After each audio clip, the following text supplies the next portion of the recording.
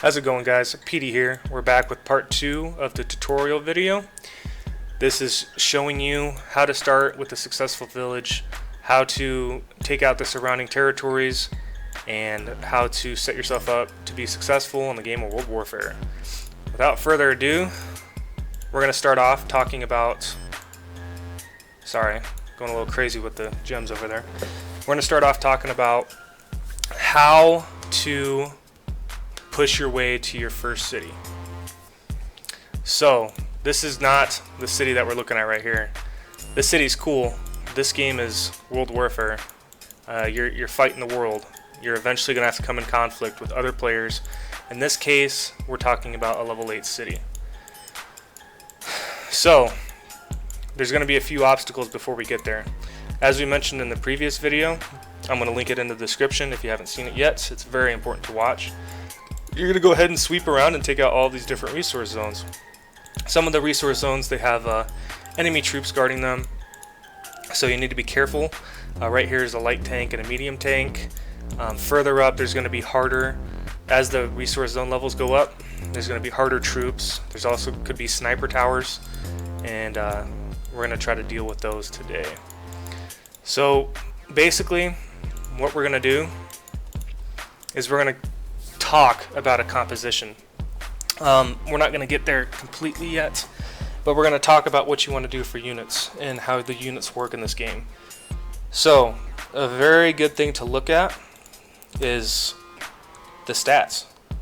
So with infantry, you just click on one infantry. You can come up here to this little information button, and it'll give you a whole breakdown of your infantry units.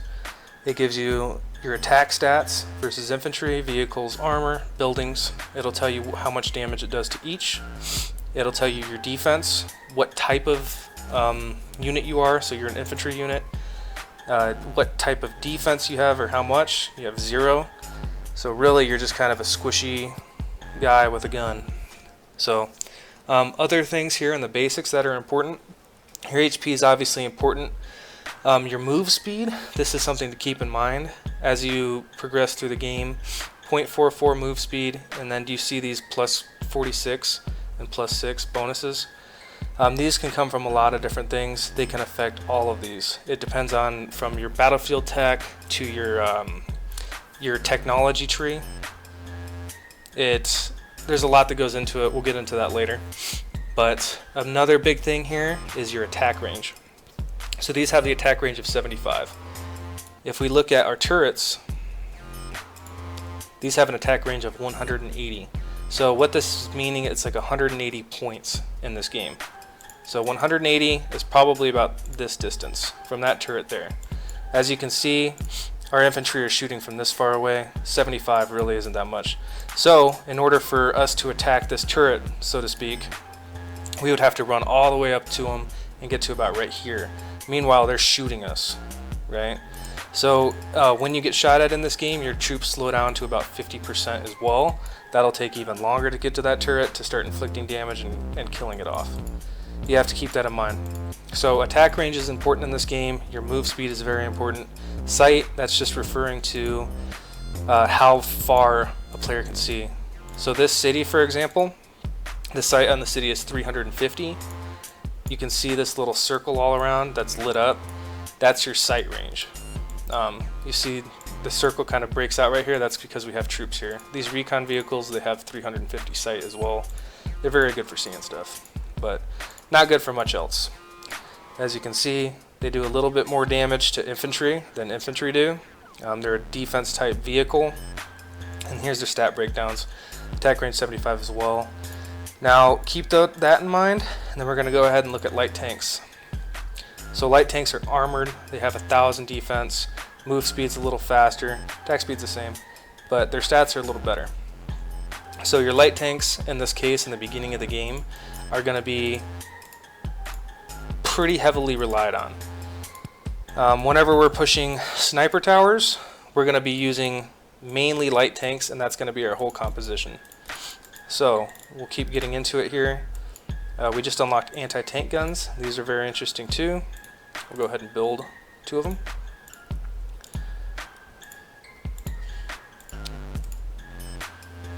We have a whole mess of stuff ready to go. Light tanks are coming out. We're sending them over there to help. This village has 5,000 HP. It's at 4,000 right now. We're taking off on it. I want to show you guys the stats. First, I want to remind you with the light tanks, notice the versus armor. They do 220 damage versus any armored troop, so any other tanks. Check out these anti-tank guns. 1150. So these are a special T-vehicle anti-tank gun.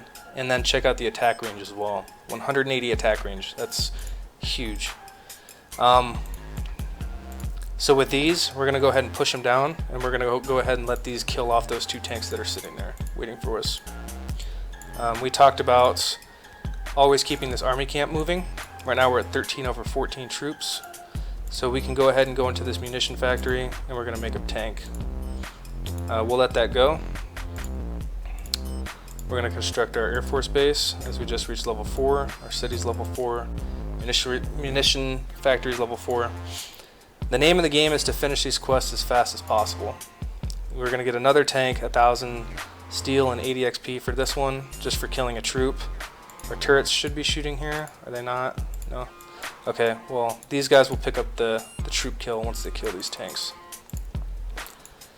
But the name of the game is just getting everything down as fast as you can and leveling up as fast as you can. From taking this city, we really won't get much battle XP, getting to level 5 so we can upgrade our city. But from killing these troops and from finishing quests, you will get a lot of XP. So that's what you're focused on. So these guys are going to keep attacking. Our Air Force base is going down. And then these guys are pushing out to kill off those tanks. I guess while we're in it, we're going to talk about the different gemming in this game. So as you can see right now, I can finish now and use these purple amethysts is what they're called. I can finish this construction for 50 and that would be done. It saves 2 minutes. So these amethysts, you get them by purchasing daily prize in-game store. You can buy these with real money. You also can get them for free, claiming Battlefield daily rewards, completing missions, and then your event daily login. If you guys saw in the first video, I came in here, I claimed 100 right from our daily logins. You can also claim these daily missions. As you can see, simple stuff like upgrade any of your buildings, train troops, capture areas, so on and so forth. You can claim these tokens, and then you can go down to redeem events, and there's a bunch of different options in here, but for 20 of those tokens you can claim 100 amethysts. And for logging in for cadet, I guess I get 2,000 of them, so I will claim them. That's some good rewards. So that question mark that comes up on your cities every once in a while. I'm not sure how often it comes up. I would say once every 12 hours, but just click them. It gives you random little rewards. Tells you something. Nothing too crazy, but anyways, getting back to the amethysts. So what these do is they allow you to speed stuff up. If you're creating these, you can finish this in 25 amethysts very quickly. That's pretty much what they do. That's exactly what diamonds do as well, except diamonds are a lot more rare. The only ways you can get them, it says pretty much the same ways, but they're a lot more rare, and these are what cost real money. You can buy both of them with real money, but these are a lot more rare, even though they do kind of the same thing. So you can look through your options up here if you're trying to buy. But yeah, basically your purple amethysts, the only times I use them are in the beginning of a battlefield like I'm doing now. This isn't just for tutorial, this is how I would actually play this battlefield starting out. So keep that in mind. All the same troops I have right now, I'm just pumping whatever I have available out. There's my last light tank. And then you guys will see something I do once I get to this village, once I get this village done. So these guys are attacking it. Once they're done with that, let me finish. So you see I have everything queued up from that example I was showing you guys. So you can actually cancel the queue just by making another action, and then you see it goes to 0 of 5. So these guys are all just going to stack on that. Once they're done, I want to move them back to my base. These guys are still moving. They're very slow. I don't know if I pointed that out. The move is 0.6 on them. They're horribly slow. It's going to take them 7 minutes to get this far. So, let's see. We're going to go ahead and make a scout. Up at the top here, you have your Army, Air Force, and Navy units. You switch between them by doing this, and they're all made in your munitions factory. So we're going to get a scout. What scouts do is they just fly above, and they just give you excellent sight. So for example, these guys, we have 180 attack range, but only 100 sight. So the way we're pushing, those vehicles are right here, but they're just out of sight of that city. If we push up to them, we're going to be able to start shooting at them once we're 100 points away from them. Does that make sense? Hopefully. So even though our attack range exceeds that, we can't see them, so we can't shoot them. If I get this scout out, I'm going to go ahead and gem them. Then our scout can be our eyes for us and relay that information to us and let us know where they're at.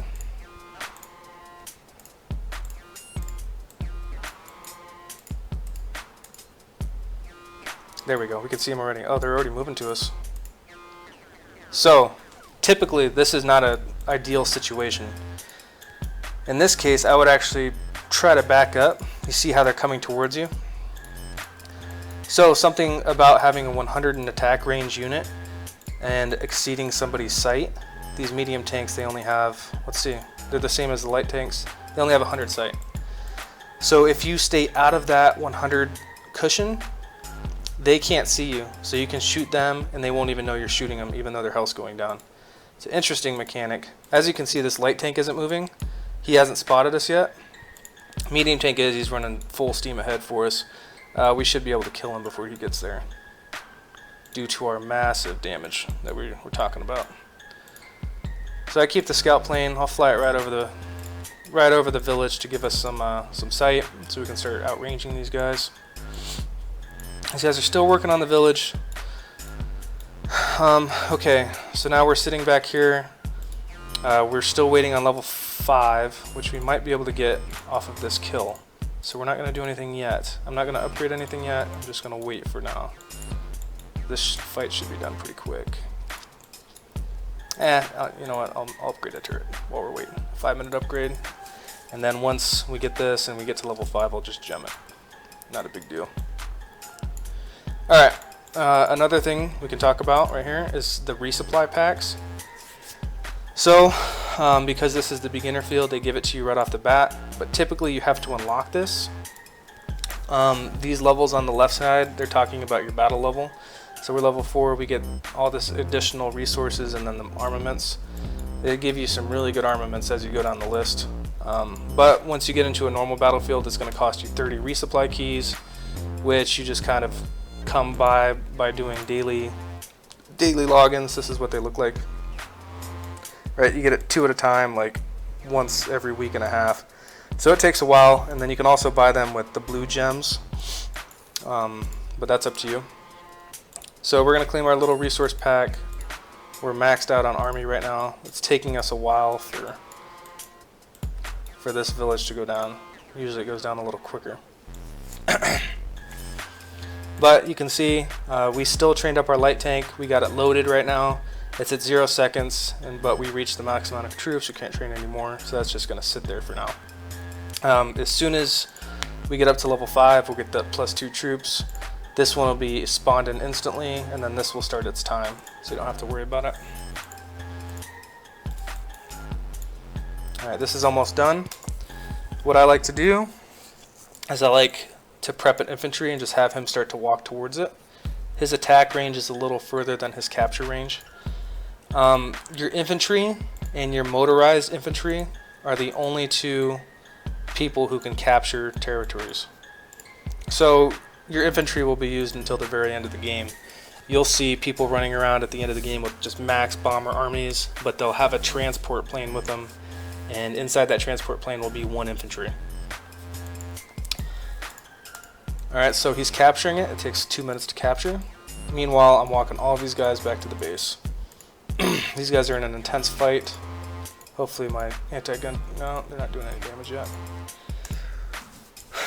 Alright, so that actually brings up a point. You can use tactics. You see on the right hand side here these cards. You have a paratrooper inborn tactic. Deploys one paratrooper wherever you want. I'm just going to put him, I can't put him down right now because I'm troop capped. But he will deploy an infantry if you ever forget to bring one or the infantry dies. Air reconnaissance, it deploys a scout on the field anywhere you want. I can put a scout right here if I want to and just spawn him in and he's in. Same with the infantry. And then airdrop supplies. This is something we haven't talked about yet. Yeah, all these troops have supplies. You have food, ammo, and fuel. For flying troops, fuel is very important because if you run out of fuel, your stuff literally crashes. So I've done it before. I've had like 30 bombers and taken a nap. They were in the sky, taking a nap. They have like 4 or 5 hours of fuel, and they all crashed and they all died. I got nothing back and had to remake them. So that's something to be really cautious of. Make sure you land them. You can land them inside of an airfield, your airfields, or your league's airfields, and you'll be able to be good with that. Alright, we just killed a random troop. We finished our quest. It didn't give us enough XP for level 5. So we're going to complete this one, kill 2 more.